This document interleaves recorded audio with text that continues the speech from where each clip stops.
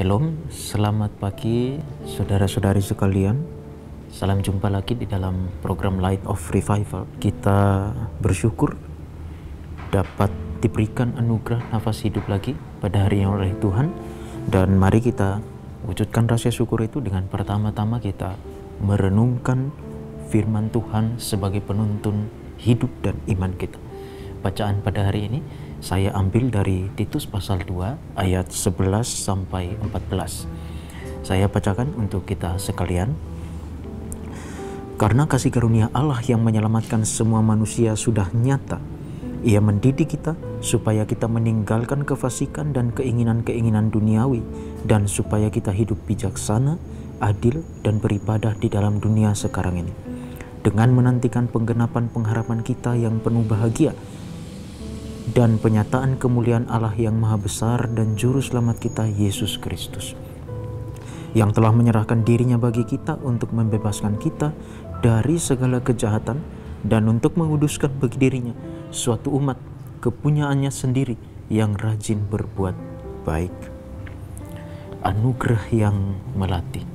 Saudara-saudari sekalian, bacaan kita pada hari ini sebenarnya merupakan satu bagian dari rangkaian nasihat-nasihat Rasul Paulus kepada seorang yang bernama Titus. Dari berbagai rangkaian itu, sebenarnya Paulus ingin memberikan nasihat agar Titus memberikan pengajaran, memberikan dorongan agar jemaat dapat hidup dalam kebenaran. Secara khusus dalam bacaan kita di dalam pasal 2 ayat 11 sampai 14 ini, Paulus memberikan alasan mengapa jemaat harus hidup dalam kebenaran. Alasannya sederhana, karena kasih karunia Allah yang menyelamatkan semua manusia sudah nyata.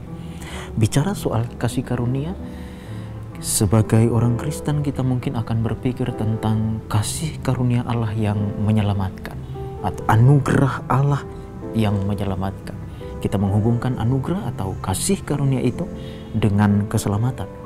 Itu benar. Tapi di dalam bacaan kita ini Paulus memberikan satu tambahan lagi ke dalam anugerah itu, yaitu selain menyelamatkan, anugerah itu juga melatih. Saudara-saudari sekalian, anugerah yang melatih ini atau anugerah yang memberikan pelatihan ini, dia melatih orang-orang percaya supaya bisa menjalani satu kehidupan yang benar, menjalani kehidupan yang penuh pengontrolan diri, menjalani kehidupan dengan bijaksana. Pada masa sekarang ini, Paulus memberikan satu dorongan agar jemaat dapat menjalani satu kehidupan yang benar dan penuh pengendalian diri, karena kasih karunia atau anugerah Allah itu sudah nyata. Nah, coba kita perhatikan bahwa anugerah yang melatih ini tidak disebutkan akan melatih pada waktu-waktu tertentu saja.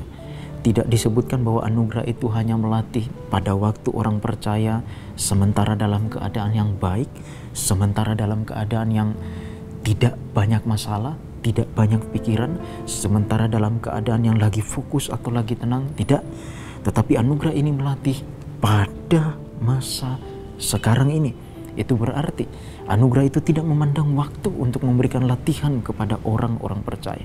Dia akan melatih orang-orang percaya sepanjang waktu sampai pada saatnya Tuhan Yesus datang kembali. Saudara-saudari sekalian, kalau kita mengatakan bahwa kita sudah menerima anugerah keselamatan dari Allah melalui Yesus Kristus, maka kita juga harus menerima latihan itu. Karena Allah memberikan anugerah itu satu paket. Anugerah itu membawa keselamatan, tapi anugerah itu juga membawa pelatihan. Kita tidak bisa hanya menerima keselamatan itu dan mengabaikan latihan yang dibawa oleh anugerah itu. Kita harus menerima keduanya, karena duanya adalah satu paket. Mari kita renungkan, apakah selama ini kita hanya berpikir saya hanya memerlukan keselamatan, tapi tidak mau dilatih oleh anugerah dari Allah? Tidak bisa. Kita harus menerima keselamatan itu, tapi konsekuensinya kita juga harus menerima latihan yang dibawa oleh anugerah itu. Saudara-saudari sekalian, pada hari ini, esok dan seterusnya, ketika kita menghadapi berbagai kesulitan atau diberikan satu tanggung jawab yang besar atau berat di dalam hidup kita sehari-hari, mari kita melihat semua itu sebagai satu bagian latihan yang diberikan oleh anugerah itu bagi kita. Dengan demikian kita boleh menikmati hidup di dalam anugerah keselamatan itu, tetapi kita juga boleh menikmati hidup di dalam anugerah yang melatih. Mari kita berdoa. Bapa, di dalam nama Tuhan kami Yesus Kristus, terima kasih karena kami boleh merenungkan bagian dari firman Tuhan. Tuhan tolong supaya pada hari ini kami boleh menjalani satu kehidupan di dalam anugerah yang Tuhan berikan, dalam anugerah keselamatan dan juga di dalam anugerah yang melatih. Tolong kami untuk memberi diri dilatih oleh anugerah itu. Ampuni dosa salah kami demi Kristus kami berdoa. Amin. Biarlah firman Tuhan menjadi pelita dan terang yang menuntun langkah hidup dan iman kita. Tuhan Yesus memberkati saudara sekalian.